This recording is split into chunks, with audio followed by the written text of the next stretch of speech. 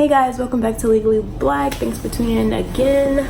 First things first, this is not a get rich quick scheme.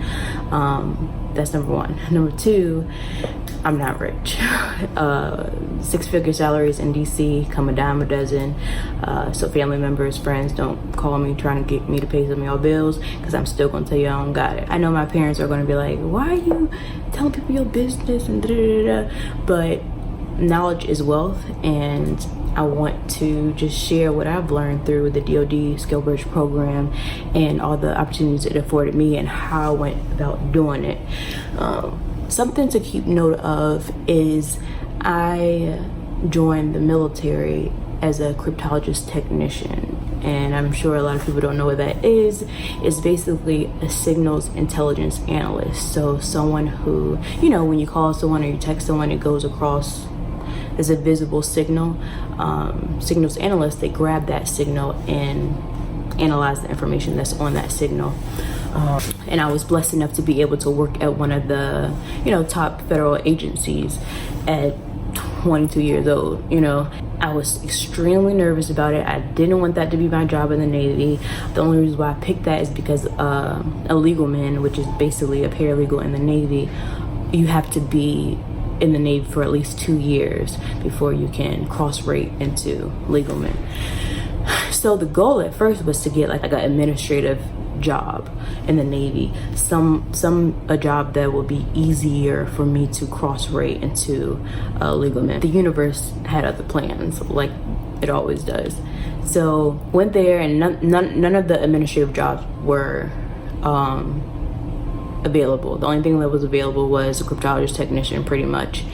And the best decisions that I've made it by listening to people who've been in a position before me or went through something before me, and I analyzed their opinions of it, their pros and cons of it.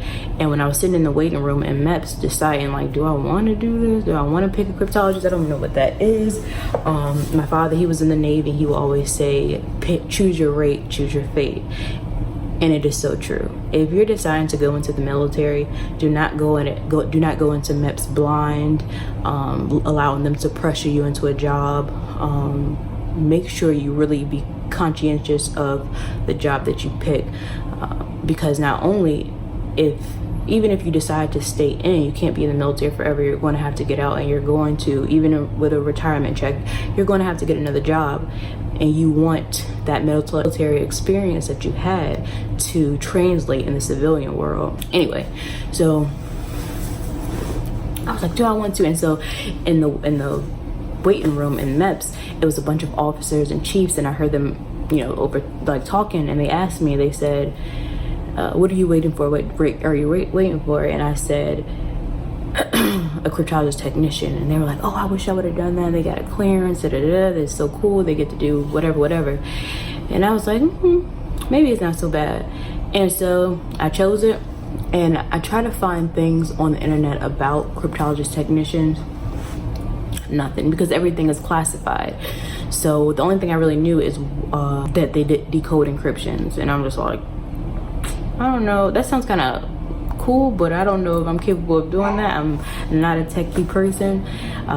So anyway, I realized how serious it was, because when I was in boot camp, I had to go see the investigator a lot. But I realized that I had to obtain a top secret security clearance. I would have never imagined, if you told me 5 years ago that I would have a top secret security clearance, I'd be like, what is that? What is it for? It's just crazy. So worked as a signals analyst at one of the agencies, and it was time for me to be able to, it was 2 years in, all right, now I'm ready to cross-rate into a legal man.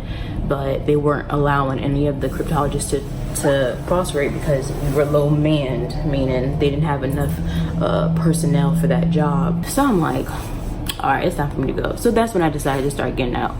And I heard about the Skillbridge program. You get to internship for a company, and the military still pays you, and you're not obligated to do your military duties. And so I'm like, so I look into it, and there's no website for it. I was like Googling, trying to YouTube people who have maybe been through the program, nothing. And I'm like, okay, only one female or one person who was in the program who went through the process. So I connected with her and I asked her about it, and she was an IT and intelligence technician, and she decided to go into human resources. So she was interning for a human resources company, and she was just telling me the things that I need to do, the chits that I had to write. So first, you need to be at least a year out from your EAOS. So kind of got to know that you're going to get out relatively soon. Because the first chit that you route up to your command, it has to be a chit of Anish, and like, I want to go to Dod Skillbridge, will you allow me to do it?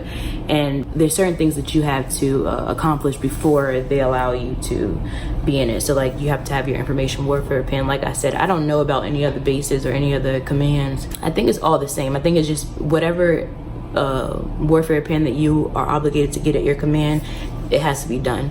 You have to be recommended for promotion, so your eval has to be good, and then you have to have passed your last PRT, which is the qualification is really simple to me, because passing your PRT, that's something you have to do anyway.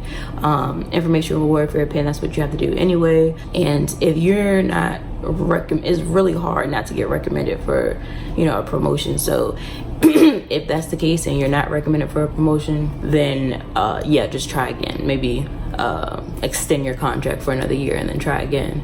So I sent it up, and then while I was waiting to hear back, I was like looking up companies. For me, I obviously wanted some sort of legal position, right? But I also wanted to be able to use my clearance, because with the TS clearance, you're bound to get a little bit more money than in just a legal assistant role. So not that I was going after money, but I wanted to at least stay at the salary that I was in the military or above. I didn't want to go lower. So, and the whole point of the Skillbridge program is essentially for you to just roll into a job, roll into a career right when you separate, get out the military. So at first I was looking at positions that I could use my clearance. The thing about the DoD program is you cannot intern for a federal agency because they're obligated to pay you. They have to pay you. So I was like, fuck. So I was like, oh, I'm just gonna intern at like the OGC, Office of General Counsel, at the agency that I was working for. And they're like, no, you can't do that. Damn, what position could I get that is going to pay me what I'm making now, is in the legal field? So I was just searching. And then I did a couple interviews with a couple law firms in my area, and I found a really good one, and even the salary afterwards, it was really nice, just coming in as a paralegal. So I was like, okay, good, I'm good to go.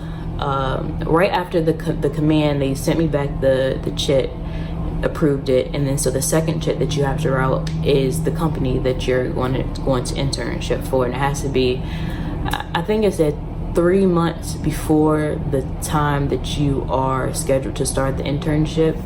Now keep in mind, I did it the wrong way. You technically are not supposed to solicit for a company until after that chick comes back saying that it's approved. But I kind of like skimmed through the instructions, so I was like, okay, well, I have to stop. I can't go on any more interviews until I get approved. So even though I got that position, I still was still looking around, still like, oh, I really want to use my clearance. I don't want to just waste it, because in the civilian world, that's something that you either pay for, or you just hopefully get a company that have paid for that investigation for you. So I was like, I don't want to lose it. So I went on my agency's website, and they have like job openings, and I seen the email address for who to send your resume to for like compliance legal policy positions. So I found that email address, and I emailed them, told them my situation, because technically they weren't working for, they had their own company, they weren't working technically for the agency. So I emailed them and I told them my situation, and then she forwarded it to another company, and they said, that's exactly what we're trying to do, that we're trying to help out, separating veterans and giving them a career in policies and compliance. The thing about it is the agency that I work for is primarily for intelligence tech stuff. There is only a small few sections within the agency that is for legal and compliance. It's very specific. So I'm like, oh, this is a great opportunity, and just knowing that I was going to be able to use my clearance, I'm like, okay, obviously when I get out, this job is going to pay a little bit more than what that paralegal job would pay. And staying up north is just in the military, you don't have to pay for any taxes. In the civilian world, you're going to have to pay for taxes, and DC taxes is a killer. So I did that, and the position was for a senior system engineer, kind of, sort of, but for compliance and policies. And I'm like, oh, they were like, are you, we know that you're used to being a signals analyst. You sure you can handle the role of this position? Because the position previously was stood up by people who had been in for like 30 years, had a lot of compliance backgrounds, and everyone in the office, damn near everyone, had either like a master's degree or like a law degree, and I'm just sitting there like with my little associates. So I was like, yeah, I can do it. I knew I could do it because signals intelligence, it was not my thing, but I killed it at that. And so I'm like, if I could do that, I really can do anything administrative, So I'm in the job and I'm doing good or whatever. And I'm like, God, this is a great position for what I'm trying to do. I have a lot of contacts with people at Department of Justice, OGC. It was a great growing position for me, that internship. And it's kind of like a known fact for like cryptologists, technicians, or anybody that has the TS clearance and that's working in the intelligence field, that even if you're a military and you're coming out with 4 years of experience, you can still make a really, really good salary just off having that clearance alone. If you decide to stay as a signals analyst. I listened to a lot of the civilians and the contractors that worked around me, and they were making well over 6 figures, and so when I talked to them, I had meetings with some of them. I'm like, okay, what should I be asking for? Because now it's time, like, I have to negotiate. I never had to negotiate a salary before.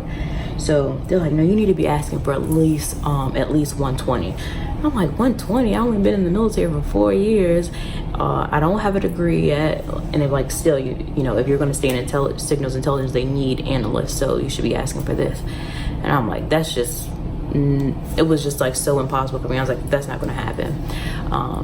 But I knew that if I was starting in a whole new field, I was going to have to start right from the bottom.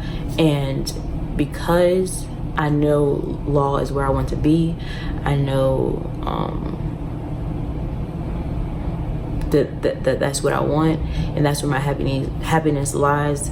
I could have made the decision to go to a signals analyst position and still go to law school, and it will help me pay for school and stuff, but I would be miserable. I wouldn't be happy. I wouldn't feel fulfilled. I wouldn't be doing what I was passionate about. So I said, you know what, if I'm gonna have to take a pay cut, I'm gonna have to take a pay cut, and that's fine, because I know I'm gonna be happy in that role. I knew 6 figures, it was like, it wasn't going to happen. So I was like, oh, I'm fine with this range or whatever, because I know I'm starting from the bottom. It's fine. I don't have a degree. Everyone else in the company has a degree, and most of them are lawyers. So I'm like, I'm fine with that. But the universe works in mysterious ways. I didn't take the offer right off bat. I asked around and I talked to a lot of people. I had a couple meetings with people, and I asked them for their advice. What do you think that I should be negotiating salary wise for me, who technically I only had 6 months of compliance system engineer experience, and that's nothing. What should I be asking for? And they all said the same thing. It was in the 6-figure ballpark, and I'm just like, I don't know. And it was like my insecurity and my I don't know what, like, I'm not worth 6 figures. I'm not I don't have a degree, you know, I wouldn't dare go into an interview and ask them for that, you know. So they said, well, that's what you should be asking for. That's standard. So before I go into my meeting with the company that I was interning for, I got an interview with another company. And so I'm in a meeting, and it's going great. And now they ask me, okay, well, what kind of salary would you be asking for? I'm like, oh my God, this is my first time ever negotiating a salary. I feel like a real adult. And something came over me, I don't know what, but I gave them a 6-figure salary, and they didn't flinch. They were like, okay. And I was trying not to like be surprised, but I was very surprised. I'm like, oh my God, they're gonna. The thing about it was that company that I interned for, a lot of their personnel, their workers worked in the office with me. So I guess they seen my work ethic, they like me. And that's one thing about this whole thing. The bottom line is you're gonna have to work hard. You're gonna have to put in effort, and you put in effort, you're gonna get something back from it. So I leave out of that meeting, I'm just like, that is crazy, you know? And then I go to my interview with my company that I was interning for, and the salary that they gave me wasn't bad at all. It wasn't bad at all. But then I was feeling myself after the other interviews. I was like, oh, I want this much. And they were like, that's not going to happen. You know, you don't have a degree. Everyone else has a law degree. You know, we can give you this. And it was really good for someone my age. So I was like, okay, that's fine. And so I was debating. I was like, should I go with this person? Should I go with the money? Should I stay here? I didn't know.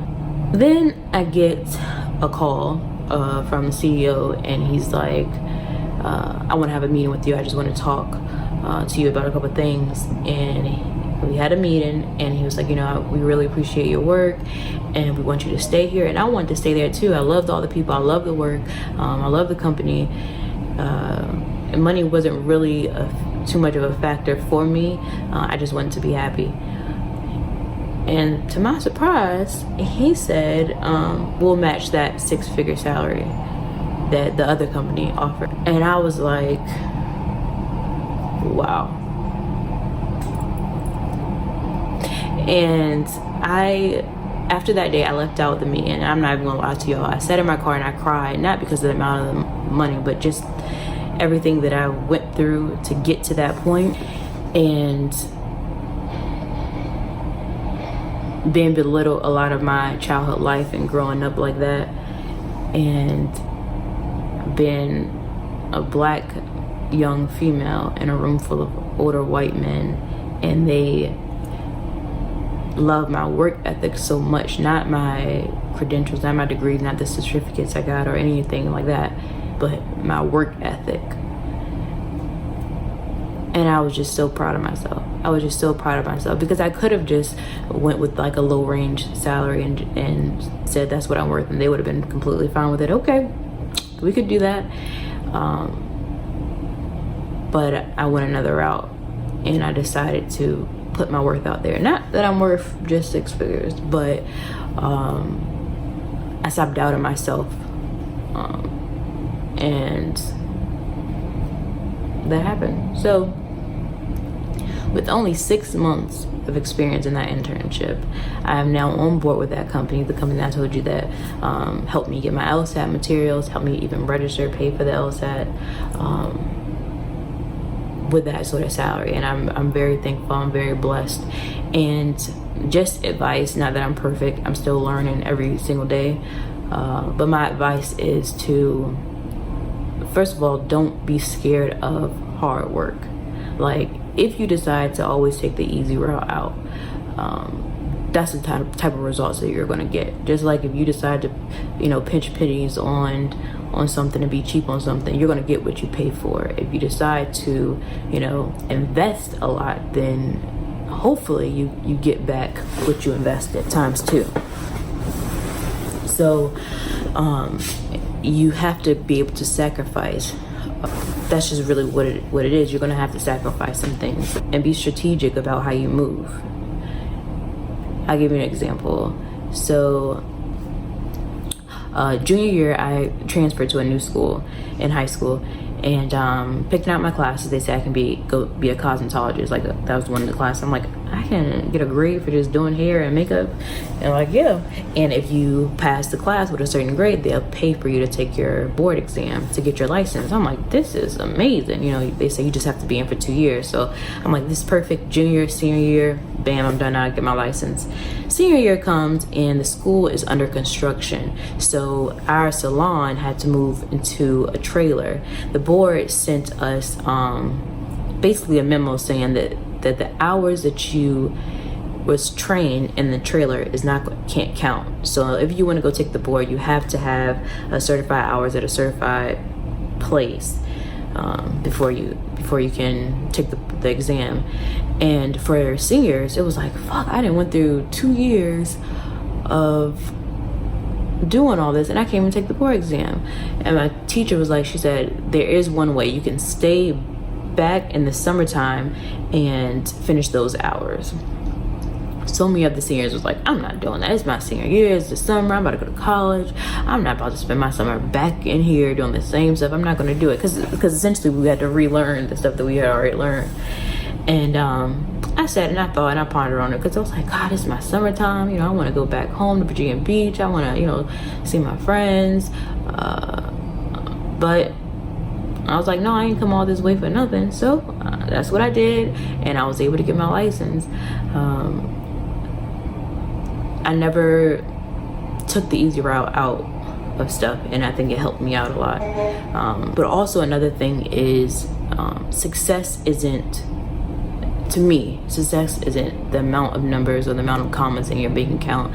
Success isn't how many degrees that you have or what people perceive you to be. Don't allow people to tell you what success means for you.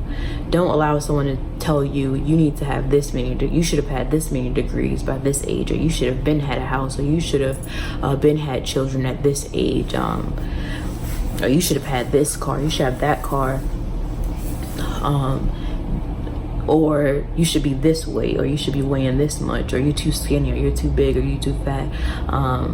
Don't let someone else tell you what success looks like for you. Success for one person may look like they want to become an astronaut and want to be the first person to land on Pluto, and someone else, maybe their success may look like being manager at Denny's, you know, and that's fine. Do what makes you happy, follow your heart, follow your dreams. I'm not in this journey to law school for the money, for, oh, it just sounds nice, oh, you're a lawyer or you're a doctor, because it sounds like, no, I have a passion for it. I have a passion for advocating for people, and if I would have allowed other people to tell me what success looked like for me, I wouldn't be happy.